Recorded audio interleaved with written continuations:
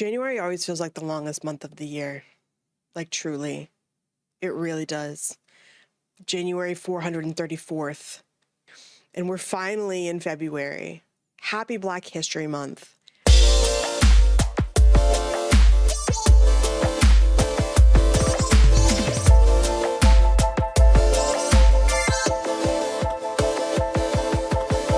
And what a way to start Black History Month than turning out for the Grammys. I didn't watch the Grammys, but I was following the highlights. My favorite thing to do is not actually watch things as they're happening live. I kind of watch them through the filter of commentary, through specific people that I enjoy listening to.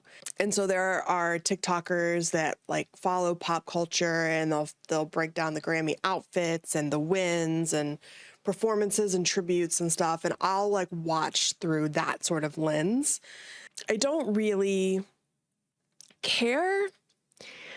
Like, I like the music that I like, I find it interesting to see who wins what and what speeches people are making, what performances and collaborations are happening, but someone winning a Grammy doesn't really mean a lot to me. It doesn't change my life in any way. I also don't really get excited about celebrities. I don't. There's a trend on TikTok or whatever. What if your favorite celebrity was in the Epstein files? And like, y'all have a favorite celebrity? I was happy to see Kehlani won a couple of Grammys, and good for them. They really deserved those. And they announced in their speech, I think, that there's a new album coming out in March. That's exciting.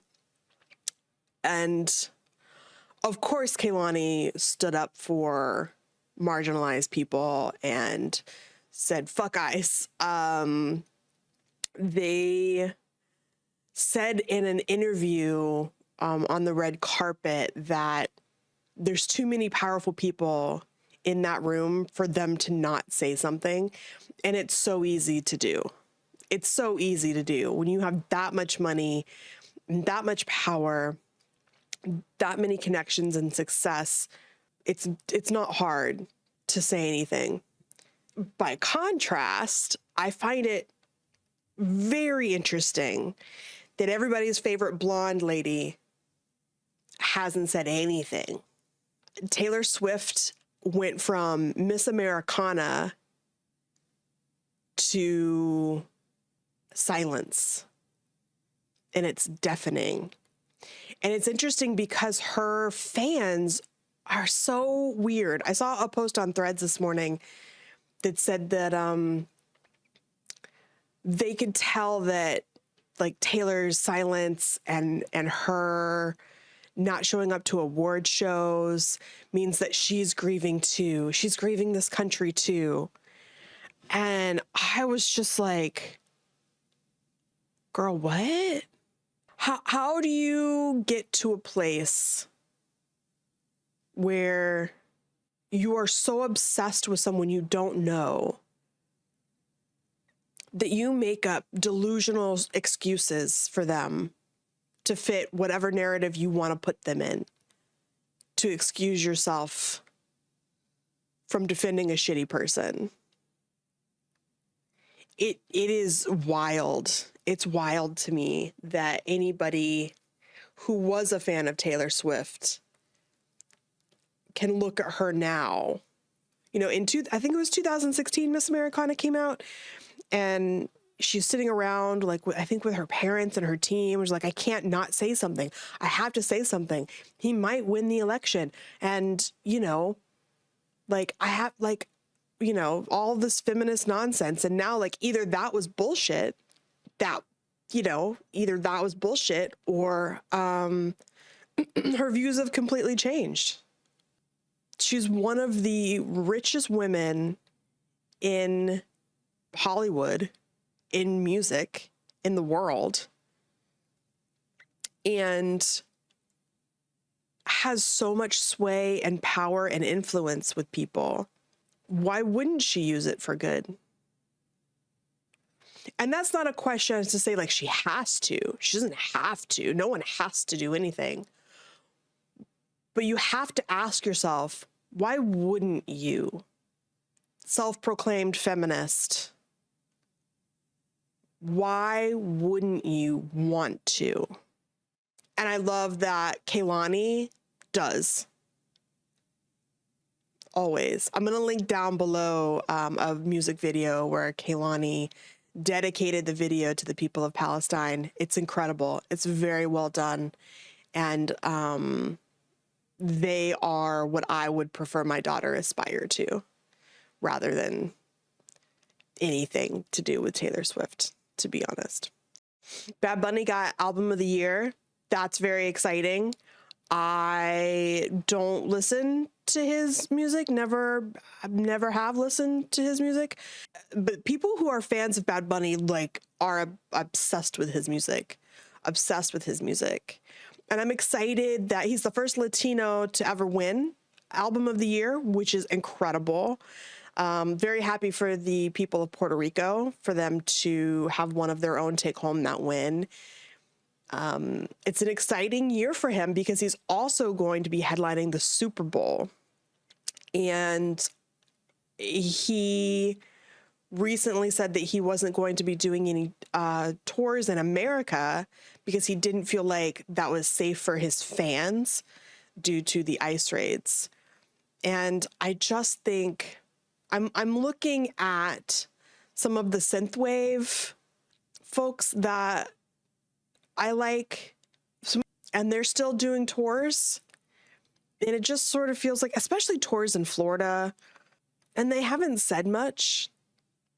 And again, you don't have to, but it does send orange flags that you're going to come to Orlando, a place where they're trying to actively build another concentration camp, where ICE raids are happening all the time.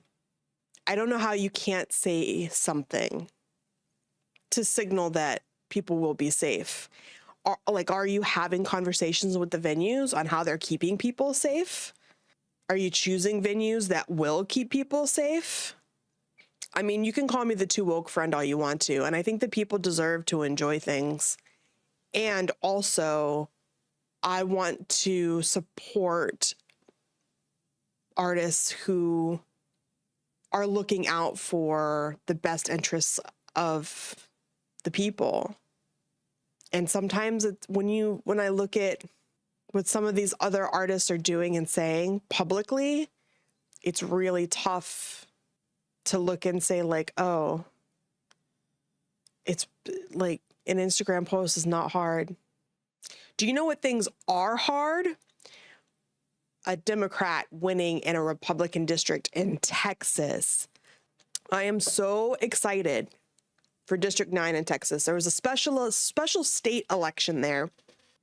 Taylor Remit, I'm not sure how you pronounce it, won by 14 points over the Republican competitor. He's only going to be there for 11 months. But if a Democrat in a county that voted for Trump by 17 points in the last election can win by 14 points, that's an indicator of where we're going to go.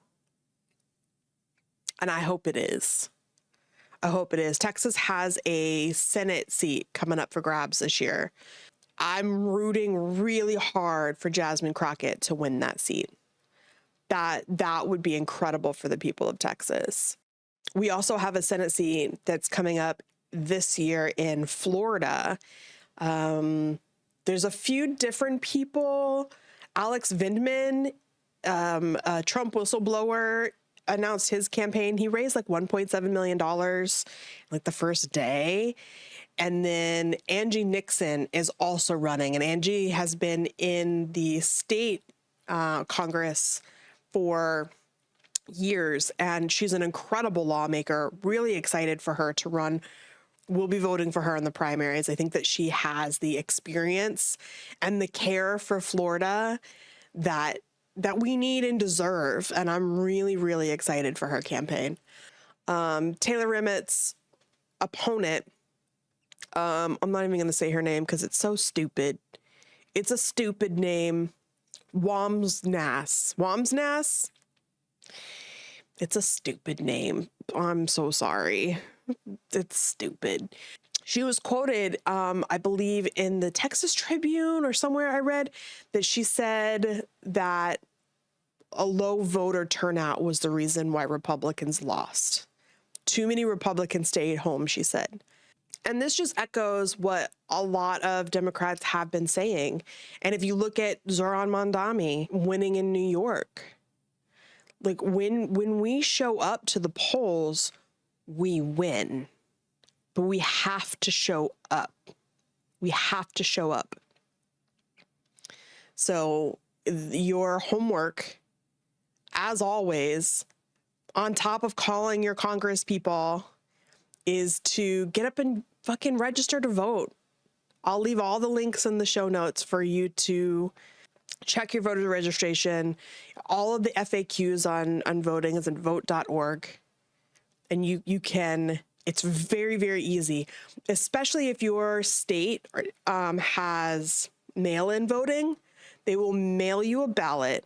You can sit on your phone or your tablet or computer, look up the candidates, look up the judges, look up any of the laws that or statutes that might be on the ballot.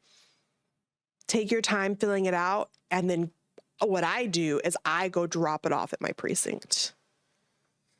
I don't trust it. I need to physically put it in the little box that says, no, I did this. And then I get my sticker, and then all is right with the world. It's been cold here in Florida. It snowed in parts of Tampa Bay where I am.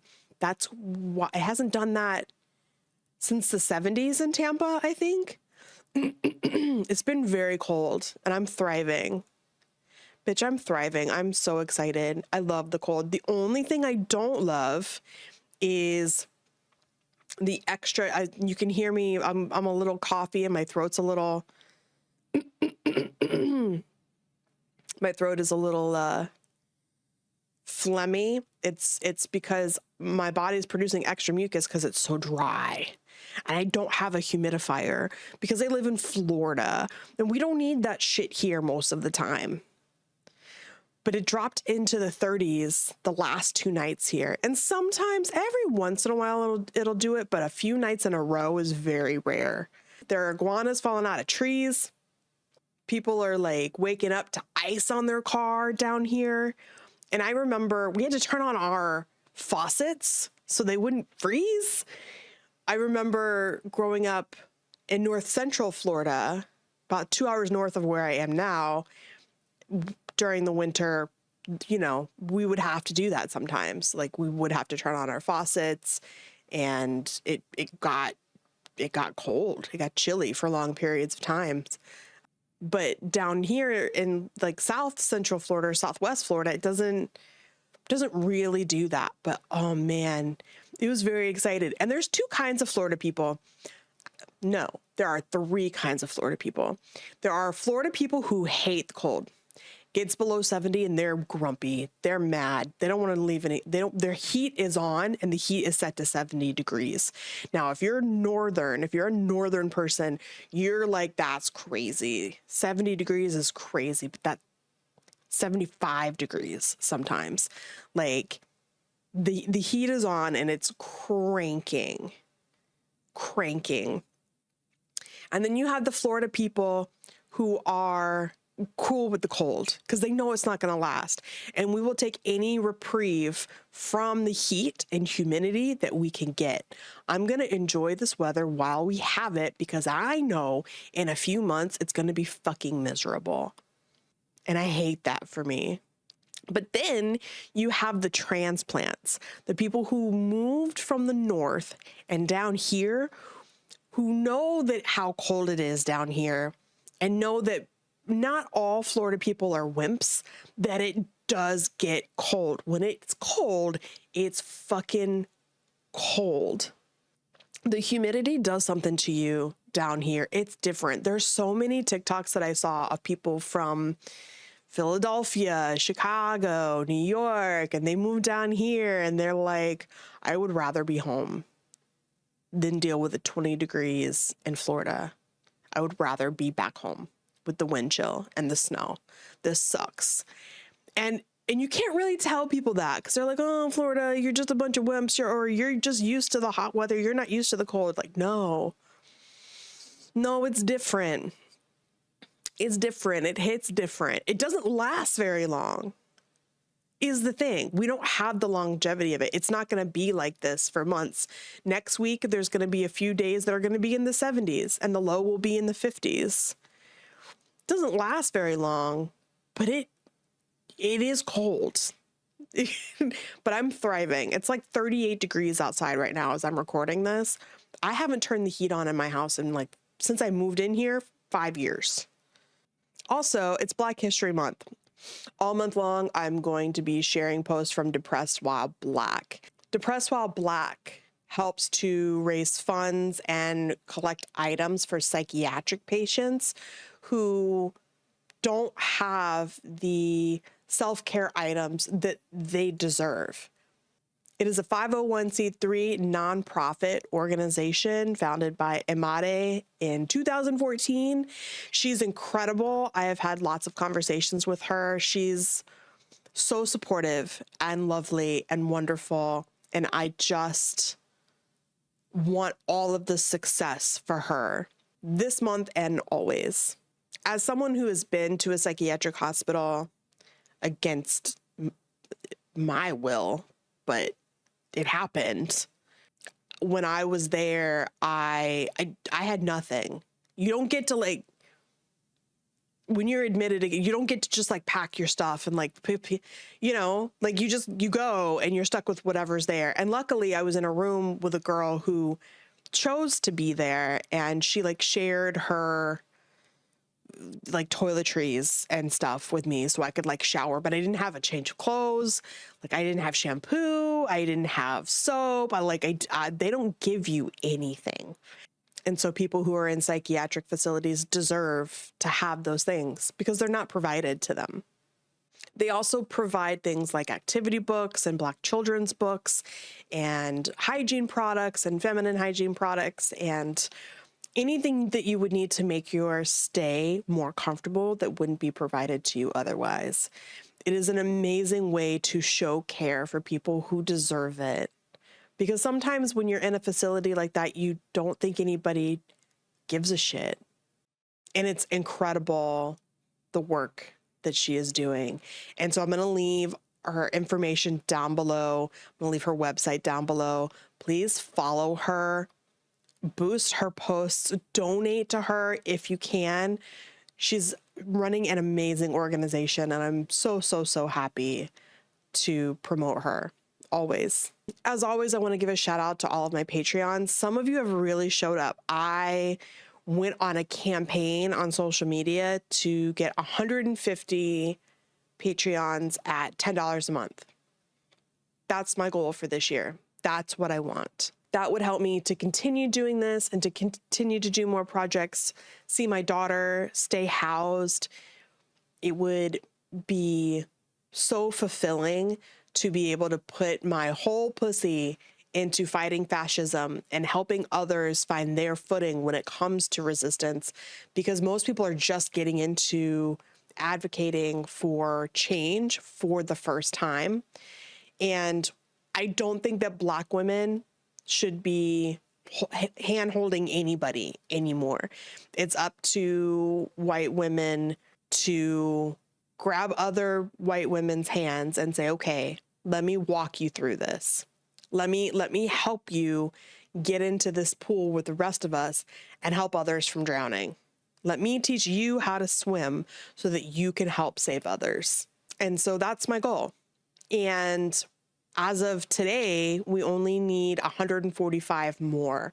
People have joined at the $5 tier and the $15 tier, and it has been so lovely to see so many people in the Patreon. All of the information is free. Please join. the information about elections and the newsletter for how to get started in resistance and figure out what you can do and what you can't do, what you have time for, what your emotional, physical capacity is for doing work, and what you can lend your skill set to. All of that's going to be free. There are some paid posts and perks that will always be behind a paywall, but most of the bulk of the information will be free, because I do believe that information, good information, should be free and accessible. And also, when you're looking deeply into my personal life, that's not something that I just want to put out there for everybody. There's also a postcard tier, and I'm really excited. I have these, if you're watching the video on Patreon or YouTube, you can see. So everything is connected. I've had these for years and just haven't had a reason to send them out. But they have like little activities on the postcards for all the people who receive them. So if you are on the postcard tier and I send this to you, and it has a little activity, please go into the group chats and show me the activity that you did with your postcard. I'm really excited for it. Also, share and rate this podcast. If you haven't already, it does really mean a lot to me, the interactions. Anyway, thank you to all my Patreon members. This is possible because of you, and I'm so grateful. Also, special shout out to my Twitch community, who has really stepped up and made sure I was taken care of the last couple of years. I am so grateful and thankful for y'all.